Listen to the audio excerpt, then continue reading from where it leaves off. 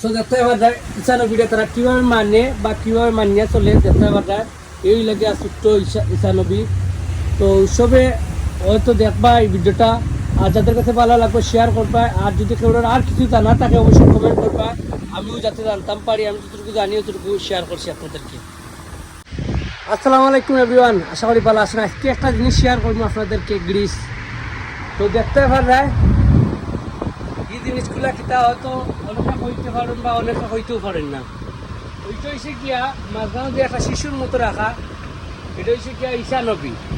তো মানে ওই মাসেও আর কি ঈশানবী জন্ম হয়েছে, দেখা গেছে তারা আবার বইয়া আর ঈশানবীরে তারা দেখরা খেয়ালনিরা যে কীরকম আসন আসা কীরকম, তো তারা সবও এখানে আসন। তো দেখতে পারে এটা গ্রিসের মানুষে বা খ্রিস্টান মানুষে তারা দেখা গেছে ঈশানবীরে খুব বেশি মানে।